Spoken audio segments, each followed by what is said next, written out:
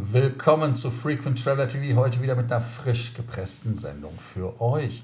Themen, die wir vorbereitet haben, EU-Verordnungen, so wie Sie kennen, unter Beschuss, da gibt es wohl Probleme. Weiter gibt es Probleme bei Airbus auf der einen Seite, und zwar die US-Zölle. Auf der anderen Seite droht jemand bei Boeing einen Auftrag abzuziehen, um dann bei Airbus eine Großbestellung zu machen. Dann haben wir noch eine sogenannte Trump-Delle oder the Trump-Slump. Die Nachfrage in Europa nach US-Flügen bricht ein. Und wir haben dann nochmal Neuigkeiten von der Miles & More Kreditkarte. Eigentlich, um genau zu sein, von dem Wechsel in 2025? 2026 kommt er erst. Also da sollten wir mal schauen, was da passiert. Gucken wir uns nochmal genau an, weil es wichtig ist zum Meilenpunkte und Status sammeln. Nicht ganz so, aber für die ersten beiden. Ihr denkt dran, wie immer, den Kanal zu abonnieren, die Glocke anzumachen, ein Like dazulassen, aber auch zu kommentieren. Abonnieren, Glocke, Like, ihr wisst ja, macht das mehrfach, das ist auch okay, dann seid ihr auf der sicheren Seite. Aber aufs Cool in die Community kommen. Wir werden auch demnächst einen Community Call machen, wo ihr dann Fragen stellen könnt. Im Vielflieger Stammtisch. Jupp.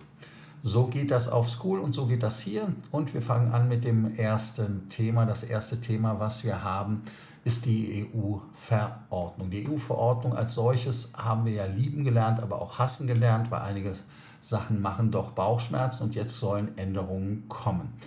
Die Änderungen, die Stand jetzt kommen sollen, ist Entschädigung erst ab 4 Stunden anstatt schon bei 3 Stunden. Gilt für Flüge bis 3.500 Kilometer und für Langstrecken über 3.500 Kilometer soll es erst die Entschädigung ab 6 Stunden geben. Jetzt fragen wir uns natürlich, was ist die deutsche Position? Die deutsche Position ist relativ klar, man hat dagegen gestimmt. Man sagt, man möchte die 3-Stunden-Regel beibehalten, aber pauschal 300 € Entschädigung haben. Heißt also, man will die Entschädigung reduzieren für die Langstreckenflüge. Denn man möchte den Verbraucherschutz sichern und Airlines auf der Langstrecke entlasten.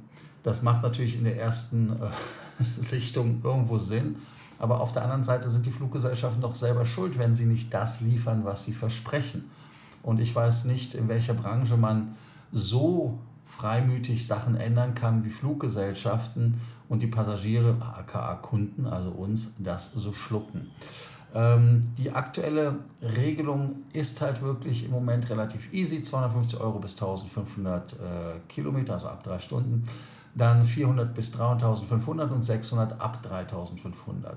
Und man möchte halt auch nicht, dass es abgeschwächt wird von Verbraucherschutzseite, weil natürlich alles, was weniger wert ist, ist eine Verschlechterung und incentiviert die Fluggesellschaften, uns wieder schlechter zu behandeln. Die Fluggesellschaften sagen natürlich, sie begrüßen die Änderung, weil natürlich viele Ersatzflüge nicht innerhalb von 3 Stunden machbar sind. Ja gut, das ist halt so, das ist ein Risiko. Auch ist es so, weniger Entschädigung, gleich mehr Spielraum für operative Lösungen. Da bin ich mal gespannt, was da passiert. Es gab auch mal eine Umfrage von YouGov. 73% wären ab 5 Stunden Verspätung einverstanden, nur 21% bevorzugen Entschädigung nach 3 Stunden, auch wenn sie erst Tage später ankommen. Wichtig ist, dass diese natürlich von der BDL auftraggegebene Umfrage immer so ein Geschmäckle hat, weil man natürlich sieht, von wem sie kommt. Wenn wir sie als Vereinigung Passagier gemacht hätten, wäre vielleicht das Ergebnis genau andersrum. Also müsste man mal schauen. Im EU-Parlament muss man der Änderung noch zustimmen, aber es gibt dort auch parlamentarischen Widerstand. FDP und CDU, EU-Abgeordnete haben eine klare Ablehnungshaltung für jede Verschlechterung. Und Ziel ist halt, dass man die jetzige Regelung von 3 Stunden beibehält. Noch ist nichts beschlossen, das ist ein Positives, denn das EU-Parlament hat das letzte Wort. Aber es droht uns halt eine massive Verschlechterung der Kompensationsleistungen und der Verbraucherrechte. Aber leider ist es so, dass eine Entscheidung innerhalb der nächsten Monate fallen wird. Wichtig ist natürlich auch, dass dieses dann vielleicht in irgendeinem Kuhhandel wieder endet. Da ist also, dass man sagt, okay, wenn du da stimmst, dann stimmen wir hier. Also, dass man hier halt wieder eine Hand wäscht die andere macht und damit dann halt wirklich zu unserem Nachteil das Ganze generiert. Ihr könnt schön kommentieren, was ihr davon haltet und dazu denkt. Ich persönlich finde, dass man diese Änderung vielleicht auch ein bisschen automatisieren müsste. Heißt also, dass die Fluggesellschaft wirklich diese Kompensation automatisiert ausliefern muss und nicht, dass wir dahinterher rennen müssten. Das wäre vielleicht eine Verbesserung. Heißt also, dass die Fluggesellschaften dort vielleicht dann einen Nachteil von haben. Also dann könnte man auch sagen, okay, dann nehmen wir halt die niedrigere Zahl, das ist kein Thema, aber dann müsst ihr es automatisiert machen und dann kann man ja mal beobachten, wie die Fluggesellschaften das dann finden. Ne? Ist ja so. Was man in Fluggesellschaftskreisen nicht toll findet, ist Geld zu zahlen und genauso sieht das aus bei den Zöllen. Delta hat halt ein Thema und man möchte halt bei Airbus Flugzeuge kaufen, aber man hat halt die Flottenplanung nicht gemacht mit den Zöllen im Hinterkopf. Heißt also, Neubestellungen, Passagierangebot und Lieferverträge könnten halt gekündigt werden. Aktuell gibt es halt 10% Zollsatz auf nicht in den USA produzierte Airbus-Flugzeuge, wurde halt unter dem lustigen Donald eingeführt. Die Delta hat 69 A220-300, 82 321 Neo, 6 330-900, 8 350-900 und 20 A350-1000, die davon betroffen sein könnten. Und wenn man überlegt, 10%, ja gut, das klingt nicht viel, aber wenn man Flugzeuge für ein paar Millionen kauft, dann, oder Milliarden sogar, dann läppert sich das und dann sind das halt wirklich Millionen und Delta will diese Zölle nicht zahlen. Airbus bietet keine Zollkompensation an und verweist auf alternative Abnehmer, weil man sagt, hey, wir haben andere Leute, die Buden wollen und da kriegen wir halt 10% mehr. Und es ist halt wirklich interessant zu sehen, dass man das Schlupfloch über Japan genutzt hat, aber das ist halt jetzt immer ein Thema, was halt auch nicht permanent dort sein sollte. Delta droht natürlich im Gegenzug mit Stornierung oder aber halt Verzicht auf Neubestellungen, bereits 47 Flugzeuge in den letzten 2 Jahren importiert, ohne den Verlust von 10 Millionen Passagieren jährlich. Und Rückgang der Flugkapazitäten droht Also das heißt, wenn wir uns das Ganze angucken, ist es so, dass Amerika immer uninteressanter für uns als Passagiere wird. Ich persönlich finde Amerika leider geil. Ich plane wieder meine nächsten 3 Flüge dieses Jahr nach Amerika zu den Events. Wer mit den Kreditkarten liebäugelt, weiß ja, dass wir diese Veranstaltungen in den USA machen, wo wir auch Konten eröffnen und so weiter. Heißt also, wo wir unterstützen und da haben wir im September und November noch Events und auch noch andere Teile oder andere Kunden, die ich betreue, Mitglieder und dann auch in die USA fliege. Auf jeden Fall ist es so, dass es natürlich die Produktion in die USA holen soll, aber wollen wir ehrlich sein, ist halt ein Thema und Zölle können natürlich dazu beitragen, dass sogar Flugzeuge weniger produziert werden. Ja, also das Konträre machen und das ist natürlich dann ein Problem. Delta hat auch die Jahresprognose zurückgezogen, weil sie sagen, sie können das Jahr halt nicht vorausschauen, weil die Lage politisch unkalkulierbar ist. Man hat auch negative Buchungstrends und auch die Flottenlage ist halt unsicher durch die Zölle. Und Delta hat halt ein Riesenproblem damit, weil man von Zöllen und von Passagieren abhängig ist und die Lage in der Handelspolitik damit für sie ein Problem darstellt. Airbus, klar, kann auch Aufträge verlieren, kann aber Aufträge gewinnen, wie wir am Thema danach feststellen werden. Und Passagiere können natürlich, also wir, feststellen, dass dadurch, dass das Flugangebot sinkt, die Sitzplätze weniger sind, die Preise aber wieder steigen und Boeing könnte natürlich dann auch betroffen sein, weil natürlich nicht nur das Vertrauen in Boeing runtergeht, sondern auch in den US-Markt. Also hier viel Spannung und viel Action im Markt drin. Auf der anderen Seite haben wir jemanden in Europa, halb Asien sitzen, das ist Turkish Airlines. Und die stellen Boeing ein Ultimatum für ihren Milliardenauftrag, denn Turkish Airlines droht mit dem Abbruch der Boeing-Verhandlungen und einem Wechsel zu Airbus, sollte es bei den Preisen, bei den Lieferzeiten und den Triebwerkswartungskosten nicht nachbessern. Boeing hat ja einen Auftrag 2023 in Aussicht gestellt bekommen von Turkish Airlines von über bis zu 300 Flugzeuge und genau diese stehen gerade zur Disposition. Parallel wurde bei Airbus ein Auftrag über 230 Flugzeuge platziert, aber Boeing, da hat man sich nicht final entschieden. Also, was sagt Boeing bzw. Turkish Airlines zu Boeing. Einmal die Lieferzeiten, sehr unklar. Wir wissen ja alle, dass die Lieferzeiten bei Boeing relativ problematisch sind. Die Preise sind zu hoch, sagen sie, die Flugzeuge, aber auch die Wartungskosten bei den Triebwerken, besonders im Vergleich zu den Airbus-Flugzeugen. Und bei dem IATA-Treffen bei der AGM sagte Ahmet Bolat, das ist der CEO von Turkish Airlines, die Sitzkosten pro Meilen müssen wirtschaftlich vertretbar sein. Und natürlich Nachhaltigkeit im Wachstum ist entscheidend. Also nicht, dass man jetzt wächst um Teufel komm raus, sondern es muss halt sich auch auf lange Sicht rechnen. Und dann der Hauptsatz, wenn Boeing nicht liefert, dann bestellen wir bei Airbus. So einfach ist das. Turkish Airlines prüft halt den Ersatz der 330er-Flotte. Das sind natürlich Flugzeuge, die älter sind. Option A, man geht natürlich auf die 787, hat da die Wahl zwischen Rolls-Royce-Triebwerken und den General Electric Düsen, oder man geht auf den 330 Neo. Also das heißt, man geht da auf ein Flugzeugmodell, was Airbus gerade nicht so toll verkauft, aber damit hätte man eine Win-Win-Situation. Airbus hätte damit auch etwas, aber es gibt halt ein höheres Ausfallrisiko bei den Triebwerken, weil diese nur mit Rolls-Royce-Triebwerken ausgeliefert werden. Die Entscheidung soll halt innerhalb eines Monats getroffen werden und mittlerweile ist in der Turkish Airlines wohl die Front auf Pro Airbus gewandert und damit ist das so, dass man diesen Milliardenauftrag als Pressure Point nutzt gegen Boeing, dass die halt wirklich nachbessern, denn Airbus bietet attraktive Alternativen anscheinend beim Preis, bei der Verfügbarkeit und bei der Gesamtkostenstruktur. Ein Wechsel zu Airbus wäre nicht nur ein Image-Schaden für Boeing, das muss man ganz klar so sagen, sondern würde auch den 330 Neo stärken, weil der ja nicht unbedingt, wie ich ja schon sagte, ein Kassenschlager ist. Was haltet ihr davon? Würde ich euch freuen, wenn man da auf Airbus zurückgehen würde und die 330er Neos nehmen würde, anstatt die 787er? Bin ich mal gespannt auf eure Antworten, auf eure Aussagen. Wir haben dann noch ein Thema Trump-Slump.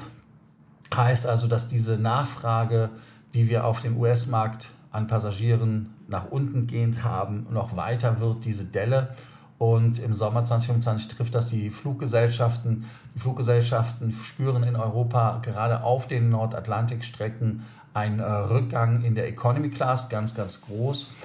Politisches Klima ist halt der Grund in den USA. Viele europäische Touristen sind abgeschreckt. Ich bin gerade aus Los Angeles zurückgekommen. Ich muss ganz ehrlich sagen, ich habe keinen Unterschied gemerkt. Auch für mich war die Einreise smooth.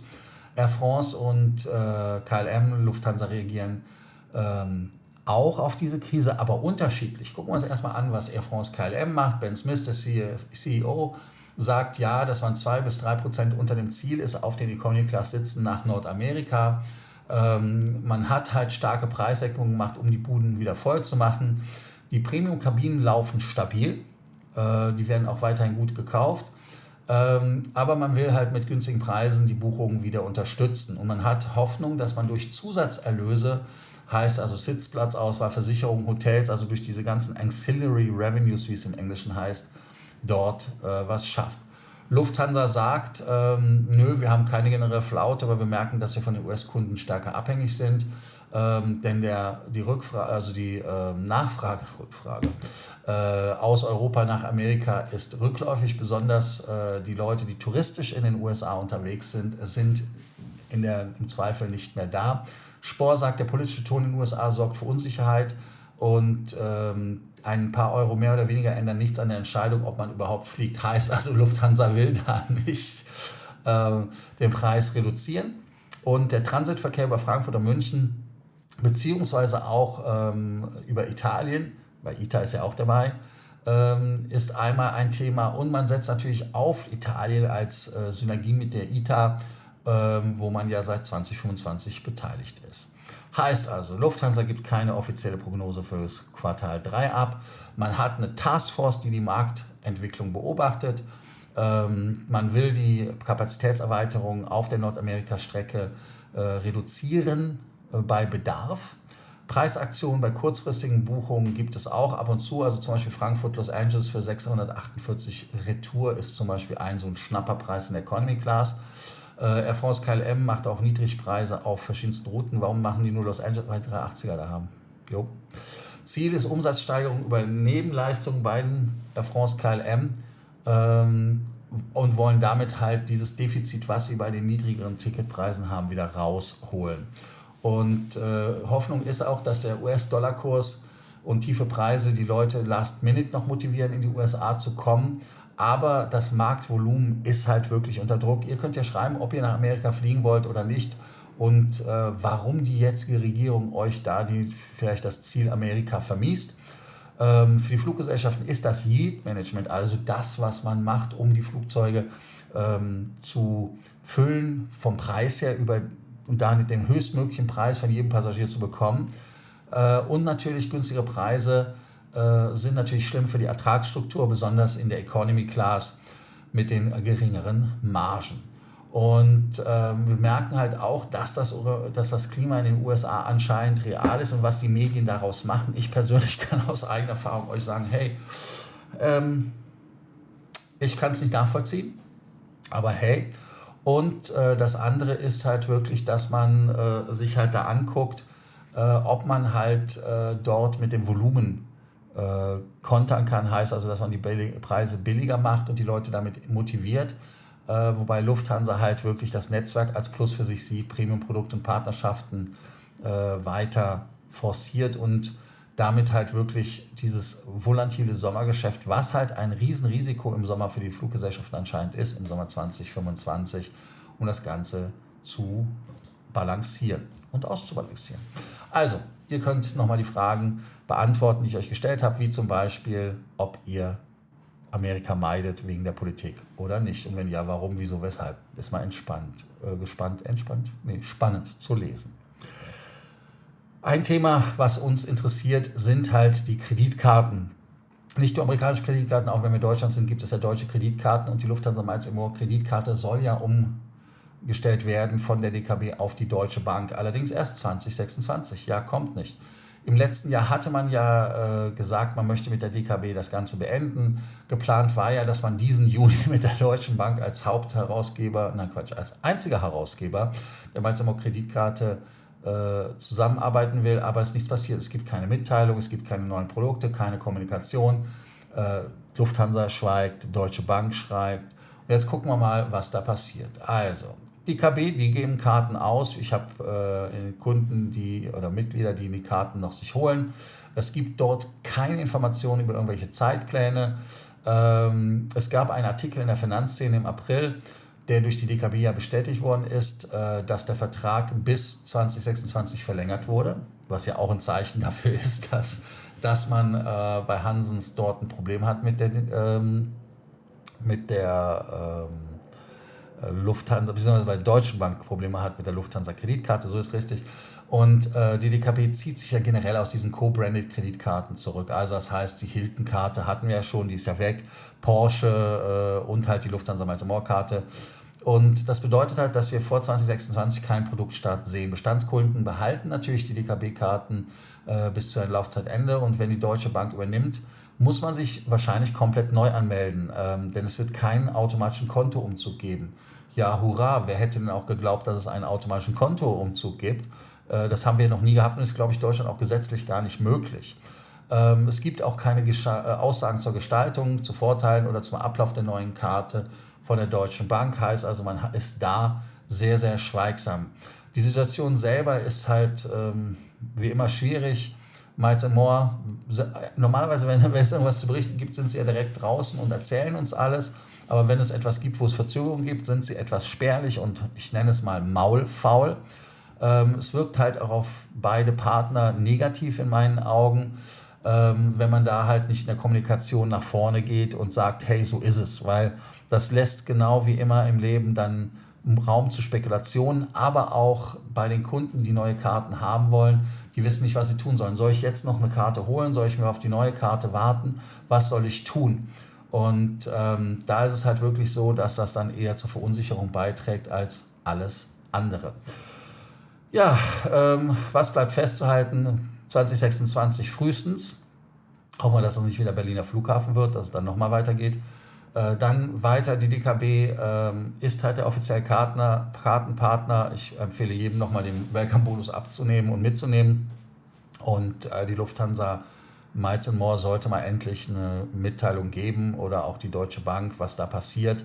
Denn ich denke, dass man eine klare, offene, ehrliche, transparente Kommunikation da schuldet. Also hier könnt ihr auch schreiben, was ihr davon haltet und ob ihr davon abgeschreckt wart, eine Miles & More Kreditkarte zu nehmen, weil ihr dachtet, hey, lohnt sich nicht für den 2 Monate den Aufwand, vielleicht Schufa-Eintrag und so weiter, negativ, wenn ich eine neue Karte will. Also hier eure Kommentare. Ich danke euch, dass ihr heute wieder dabei wart bei Frequent Traveler TV. Denkt daran,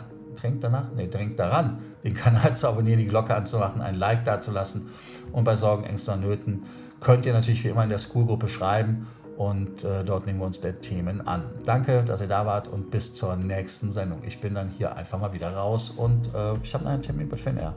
Ich werde mit Finnair heute sprechen, was ich von Finnair halte. Mal gespannt, was da passiert. Vielleicht gucken. Ich werde wahrscheinlich nicht darüber reden dürfen, aber